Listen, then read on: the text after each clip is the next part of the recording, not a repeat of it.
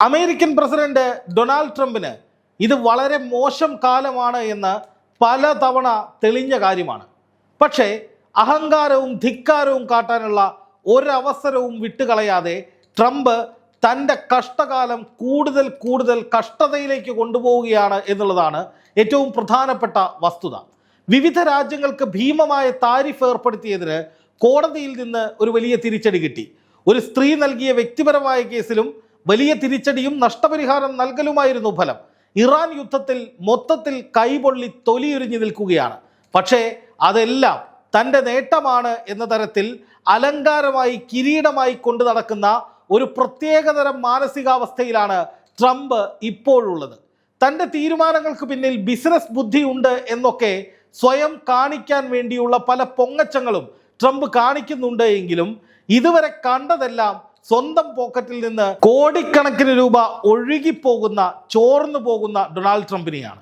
അതായത് വലിയ സാമ്പത്തിക നേട്ടം ഉണ്ടാകുമെന്ന ലക്ഷ്യത്തിൽ പല കാര്യങ്ങളും ചെയ്തു വയ്ക്കുകയും ഒടുവിൽ വലിയ നഷ്ടത്തിലും തിരിച്ചടിയിലും നാണക്കേടിലും കലാശിക്കുകയും ചെയ്യുന്ന അവസ്ഥയിലേക്ക് ട്രംപ് എത്തപ്പെട്ടിരിക്കുന്നു എന്നതാണ് വാസ്തവം.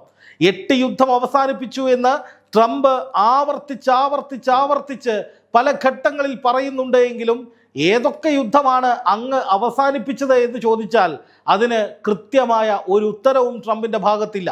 79 വർഷം മാത്രം മുൻപ് ജന്മം കൊണ്ട പാകിസ്ഥാനുമായി ഇന്ത്യ ആയിരക്കണക്കിന് വർഷമായി ശത്രുതയിലാണ് എന്നാണ് ട്രംപ് ഒരു ഘട്ടത്തിൽ പറഞ്ഞത്. ഇങ്ങനെ പിച്ചും പേയും വിവരക്കേടും നിരന്തരമായി പറയുന്ന ട്രംപിൽ നിന്ന് ആരും ഒരു വിശദീകരണവും ചോദിക്കാത്തത് ഇതൊക്കെ പറയുന്നത് ട്രംപാണ്, അതുകൊണ്ട് ട്രംപിന് അത് പറയാം എന്ന നിലയിലേക്ക് കാര്യങ്ങൾ എത്തിയത് കൊണ്ടാണ്. എന്തായാലും മിനിറ്റ് വെച്ച് പറഞ്ഞ വാക്ക് മാറ്റിപ്പറയുകയും നിലപാടുകളിൽ നിന്ന് കരണം മറിയുകയും ചെയ്യുന്ന അമേരിക്കൻ പ്രസിഡന്റ് ഡൊണാൾഡ് ട്രംപിൽ നിന്ന് നല്ല കാര്യങ്ങളൊന്നും ഇപ്പോൾ ആരും പ്രതീക്ഷിക്കുന്നില്ല. പക്ഷേ ട്രംപ് എന്ന വ്യക്തി അമേരിക്കയുടെ പ്രസിഡന്റ് ആണ് എന്നുള്ളത് നമ്മൾ ഗൗരവതരമായി തന്നെ കാണേണ്ടതുണ്ട്. അതുകൊണ്ട് തന്നെ ട്രംപിന്റെ വായിൽ നിന്ന് വരുന്ന വാക്കുകൾക്ക് അമേരിക്കയെ ലോകവേദികളിൽ അപഹാസ്യമാക്കുന്നതിനുള്ള കരുത്തുണ്ട് എന്നുള്ളത് ട്രംപ് മനസ്സിലാക്കേണ്ടതുണ്ട്. ഗസയുടെ പേരിൽ സമാധാനം കൊണ്ടുവരാൻ ബോർഡ് ഓഫ് പീസ് എന്ന് പറയുന്ന ഒരു സമിതി ട്രംപ് രൂപീകരിച്ചിട്ടുണ്ടായിരുന്നു. അതിൻ്റെ തലവൻ ആരാണ്? അത് ട്രംപ് തന്നെയാണ്. എന്നിട്ട് അതേ ട്രംപ് ഇപ്പോൾ ഇറാനെതിരെ യുദ്ധം ചെയ്യുന്നു, യുദ്ധത്തെ പരിപോഷിപ്പിക്കുന്നു, യുക്രൈന് വാരിക്കോരി ആയുധങ്ങൾ കൊടുക്കുന്നു. ഇതൊക്കെ ചെയ്യുന്ന ട്രംപിൻ്റെ ഇരട്ടത്താപ്പ് വലിയ തോതിൽ ലോകം ചർച്ച ചെയ്യുകയാണ്. എന്ന് മാത്രമല്ല, ഇങ്ങനെ യുദ്ധം ചെയ്ത് ട്രംപ് അമേരിക്കയ്ക്ക് ഉണ്ടാക്കി വെച്ചിട്ടുള്ള സാമ്പത്തിക നഷ്ടവും ചെറുതല്ല.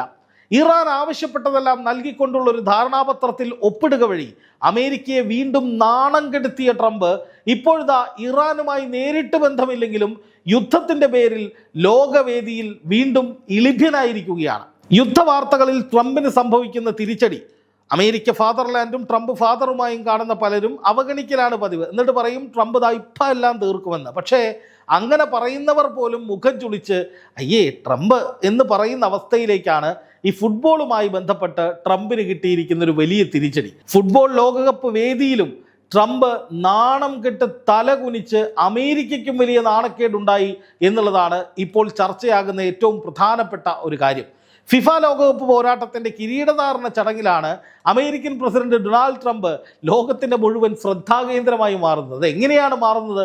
നാണം കെട്ടിട്ടാണ്. ഫിഫയുടെ ഫൈനൽ മത്സരം അമേരിക്കയിൽ വെച്ചായിരുന്നു. ആ മത്സരത്തിൽ അർജന്റീനയെ തോൽപ്പിച്ച് വിജയികളായ സ്പെയിനിന് പ്രസിഡന്റ് ഡൊണാൾഡ് ട്രംപാണ് ലോകകപ്പ് ട്രോഫി സമ്മാനിച്ചത്.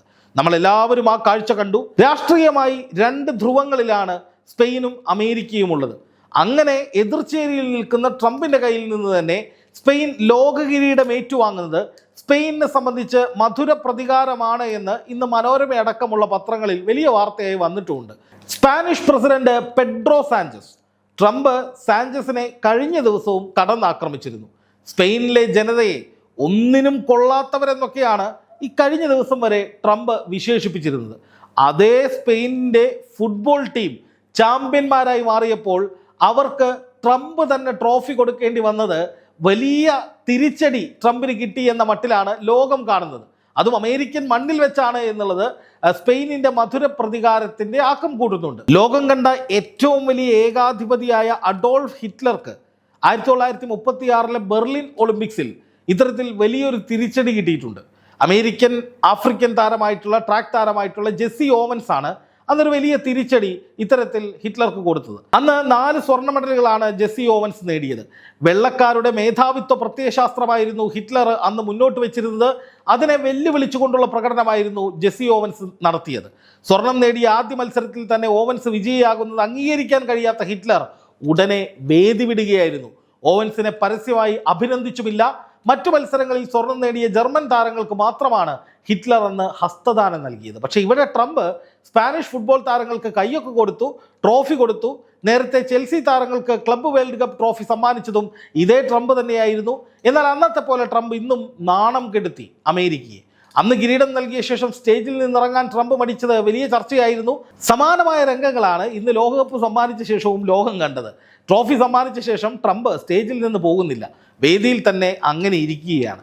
ഇത് ശ്രദ്ധിക്കാതെ സ്പാനിഷ് ടീം കിരീട നേട്ടം ആഘോഷിക്കാൻ തുടങ്ങുകയും ചെയ്തു. പിന്നാലെ ഫിഫ പ്രസിഡന്റ് ജിയാനി ഇൻഫാന്റിനോ വന്നാണ് ട്രംപിനെ വേദിയിൽ നിന്ന് താഴേക്ക് പിടിച്ചു മാറ്റിയത്. ആദ്യം അദ്ദേഹത്തോടൊപ്പം താഴേക്ക് ഇറങ്ങാൻ ട്രംപ് കൂട്ടാക്കിയില്ല. പിന്നീട് ഇൻഫാന്റിനോ എന്തോ ട്രംപിനോട് പറഞ്ഞു. കൃത്യമായ പറച്ചിലായിരുന്നു. അതിനുശേഷം ട്രംപ് പതുക്കെ വേദിയിൽ നിന്ന് ഇറങ്ങിപ്പോവുകയാണ്. വേദി വിട്ടുപോകുന്നതിന് മുമ്പ് സ്പാനിഷ് കളിക്കാർക്ക് മുന്നിൽ വെച്ച് തൻ്റെ പ്രശസ്തമായ ട്രംപ് ഡാൻസിൻ്റെ ചെറിയൊരു സ്റ്റെപ്പും ട്രംപ് അവതരിപ്പിക്കാൻ മറന്നില്ല. ഇതിൻ്റെ വീഡിയോ ഇപ്പോൾ സമൂഹ മാധ്യമങ്ങളിൽ ട്രോളായി പ്രചരിക്കുന്നുണ്ട്. ട്രോഫി സമ്മാനിക്കാനായി ട്രംപ് ഇൻഫാന്റിനോയ്ക്കൊപ്പം മൈതാനത്തേക്ക് നടന്നു വന്നപ്പോൾ കൂവലോടെയാണ് കാണികൾ എതിരേറ്റത്. സ്പെയിനും അർജന്റീനയും തമ്മിലുള്ള കിരീട പോരാട്ടം കാണാൻ ട്രംപ് തൻ്റെ ഔദ്യോഗിക മറൈൻ വൺ ഹെലികോപ്റ്ററിൽ ന്യൂജേഴ്സി സ്റ്റേഡിയത്തിൽ എത്തുകയായിരുന്നു. ഇനി ചോദ്യം ഉയരാം, എന്താണ് ട്രംപിന് സ്പെയിനിനോട് ഇത്രയും വൈരാഗ്യമെന്ന്? ഇറാനുമായി യുദ്ധം ചെയ്യാൻ നാറ്റോ അംഗരാജ്യങ്ങളെല്ലാം സംഘടനയിലേക്ക് കൂടുതൽ പണമിറക്കണമെന്നും ഹോർമുസ് പിടിച്ചെടുക്കാൻ പോവുകയാണെന്നും ഒക്കെ ട്രംപ് ആവശ്യപ്പെട്ടിരുന്നു, പറഞ്ഞിരുന്നു. അതായത് ഓരോ രാജ്യവും അവരുടെ ആഭ്യന്തര ഉൽപ്പാദനത്തിൻ്റെ ഇത്ര ശതമാനം നാറ്റോയ്ക്ക് വേണ്ടി ചെലവാക്കണമെന്നാണ് ട്രംപ് പറഞ്ഞത്. പക്ഷേ സ്പെയിൻ മാത്രം ഇത് അംഗീകരിച്ചില്ല. ഇതിലുള്ള അമർഷമാണ് ട്രംപ് സ്പെയിനു മേൽ അധിക തീരുവ ചുമത്തുമെന്ന ഭീഷണിയടക്കം നിരവധി ഭീഷണികളിലൂടെ പ്രകടിപ്പിച്ചത്. 32 അംഗരാജ്യങ്ങളിലെ നാറ്റോയിൽ സ്പെയിൻ മാത്രം ഈ നിലപാടെടുത്തത് മറ്റു രാജ്യങ്ങളെ അമ്പരപ്പിച്ചിരുന്നു. അമേരിക്ക ആവശ്യപ്പെടുന്നത് കൊടുക്കാൻ കഴിയില്ലെങ്കിലും കൂടുതൽ സൈന്യത്തിന് ആക്കോക്ക് നൽകാമെന്ന് സ്പെയിൻ വാഗ്ദാനം ചെയ്തിരുന്നു. പക്ഷേ ട്രംപിന്റെ മുഖത്തേറ്റ അടിപൊളിയായിരുന്നു സ്പെയിനിന്റെ അന്നത്തെ പ്രതികരണം. എന്നാൽ കൂടുതൽ രൂക്ഷമായ സംഭവം ഇറാൻ യുദ്ധവുമായി ബന്ധപ്പെട്ട് തന്നെയാണ്. യുദ്ധത്തിൽ ഉൾപ്പെട്ട അമേരിക്കൻ വിമാനങ്ങൾക്ക് ഇന്ധനം നൽകണമെന്ന ട്രംപിന്റെ ആവശ്യം സ്പെയിൻ തള്ളിയിരുന്നു. നാറ്റോയോട് ആലോചിക്കാതെയും അംഗരാജ്യങ്ങളെ വിശ്വാസത്തിലെടുക്കാതെയും നടത്തുന്ന യുദ്ധത്തിൽ തങ്ങൾക്ക് പങ്കില്ല എന്ന് സ്പെയിൻ തുറന്നു പറഞ്ഞിരുന്നു. ട്രംപിന്റെ പ്രവർത്തനം നിയമവിരുദ്ധമാണ് എന്ന് പ്രധാനമന്ത്രി പെഡ്രോ സാഞ്ചസ് പ്രഖ്യാപിക്കുകയും ചെയ്തു. യൂറോപ്പിലെ ചുരുക്കം ചില ഇടതുപക്ഷ ചായവുള്ള നേതാക്കളിൽ ഒരാൾ കൂടിയാണ് സ്പാനിഷ് പ്രധാനമന്ത്രി പെഡ്രോ സാഞ്ചസ് എന്ന കാര്യവും നമ്മൾ മറന്നുകൂടാ. ഇറാനെതിരെ അമേരിക്കയും ഇസ്രായേലും നടത്തുന്ന ആക്രമണങ്ങളെ അന്താരാഷ്ട്ര നിയമങ്ങളുടെ ലംഘനമെന്നും ന്യായീകരിക്കാനാവാത്തതും അപകടകരവുമായ സൈനിക ഇടപെടലെന്നും ഒക്കെ പെഡ്രോ സാഞ്ചസ് പലതവണ വിശേഷിപ്പിച്ചിട്ടുണ്ട്. പിന്നാലെ സ്പെയിൻ അവരുടെ വ്യോമാതിർത്തിയും സൈനിക താവളങ്ങളും ഔദ്യോഗികമായി അടച്ചു. ഇതിനു മറുപടിയായി സ്പെയിനുള്ള വ്യാപാരം കുറയ്ക്കുമെന്ന് ട്രംപ് ഭീഷണിപ്പെടുത്തുകയും ചെയ്തു. യൂറോപ്യൻ യൂണിയനിലെ 27 അംഗരാജ്യങ്ങൾക്കിടയിൽ തടസ്സമില്ലാത്ത ചരക്ക് നീക്കം നടക്കുന്നുണ്ട്. അതുകൊണ്ട് തന്നെ ഇതിലെ ഏതെങ്കിലും ഒരു അംഗരാജ്യത്തിന് മേൽ വ്യാപാര നിയന്ത്രണങ്ങൾ ഏർപ്പെടുത്താനുള്ള നീക്കങ്ങൾ നടക്കില്ല എന്ന് നേരത്തെ തന്നെ ഉറപ്പായിരുന്നു. എന്തായാലും സ്പെയിൻ ഇറാൻ വിഷയത്തിൽ നിർണായകമായ നിലപാട് സ്വീകരിക്കുകയും യുദ്ധം പ്രോത്സാഹിപ്പിക്കാതെ അമേരിക്കയുടെ തോന്നിവാസത്തിന് വഴിപ്പെടാതെ നട്ടെല്ല് നിവർത്തി അഭിപ്രായം പറയുകയും ചെയ്തു എന്നുള്ളത് കൊണ്ടാണ് ട്രംപ് സ്പെയിനിന് നേരെ വലിയ തോതിൽ നിലപാട് സ്വീകരിക്കുകയും സ്പെയിനിനെതിരെ ഗുരുതരമായ വിമർശനങ്ങൾ ഉയർത്തുകയും ഒന്നിനും കൊള്ളാത്തവരാണ് അവരെന്നൊക്കെ പറയുകയും ചെയ്തത്. പക്ഷേ ആ ഫുട്ബോൾ താരങ്ങളെ, ആ ജനതയുടെ ഭാഗമായ, ആ രാജ്യത്തിൻ്റെ ഭാഗമായ ഫുട്ബോൾ താരങ്ങളെ ചാമ്പ്യന്മാരായി ലോകം അംഗീകരിക്കുമ്പോൾ ട്രംപിനും അവർക്ക് കൈ കൊടുത്ത് സമ്മാനം കൊടുത്ത് അംഗീകരിക്കേണ്ടി വന്നിരിക്കുന്നു. എന്നിട്ടും എന്തൊക്കെയോ കാണിക്കാൻ വേണ്ടി, ഇനി ഈ ഫുട്ബോളിൻ്റെ വിജയം താനാണ് എന്ന് കാണിക്കാനാണോ ട്രംപ് അവിടെ തന്നെ കുത്തിയിരുന്നു. അവസാനം നാണം കെട്ട് അവിടെ നിന്ന് ഇറങ്ങിപ്പോയി. എന്തായാലും മധുര പ്രതികാരമാണ് സ്പെയിൻ ചെയ്തിരിക്കുന്നത് എന്നാണ് ലോകം പറയുന്നത്. അവിടെ തന്നെ കുത്തിയിരുന്ന ട്രംപ് എന്താണ് ഉദ്ദേശിച്ചത് എന്ന് ഇപ്പോഴും മനസ്സിലായിട്ടില്ല. ഒരു പക്ഷേ സമ്മാനം കൊടുത്തതിൻ്റെ വിഷമം കൊണ്ട് കുത്തിയിരുന്നതാണോ, ഇനി അല്ല സമ്മാനം കൊടുത്ത ശേഷം, അതായത് ട്രോഫി കൈമാറിയ ശേഷം സ്പാനിഷ് അംഗങ്ങളോട് എന്തെങ്കിലും കുത്തുവാക്ക് പറയാൻ വേണ്ടിയിട്ടാണോ, അല്ലെങ്കിൽ തന്നെക്കുറിച്ച് വല്ല പൊങ്ങച്ചവും അടിക്കാനാണോ, എന്താണെന്നറിയില്ല. എന്തായാലും ട്രംപിൻ്റെ കുത്തിയിരിപ്പും അവിടെ നിന്നുള്ള ഇറക്കിവിടലും സ്പെയിനിൻ്റെ മധുര പ്രതികാരവും ചീത്ത വിളിച്ച ട്രംപിനെ കൊണ്ട് തന്നെ ട്രോഫി വാങ്ങിപ്പിച്ച സ്പെയിനിൻ്റെ പോരാട്ട വീര്യവും ഒക്കെയാണ് ഇപ്പോൾ ലോകത്ത് വലിയ ചർച്ചയാകുന്നത്. അതായത് ട്രംപ് എവിടെ പരിപാടി അവതരിപ്പിച്ചാലും ഇതൊക്കെ തന്നെയാണ് അവസ്ഥ എന്ന നിലയിലേക്ക് കാര്യങ്ങൾ മാറിയിരിക്കുന്നു എന്ന് ചുരുക്കം.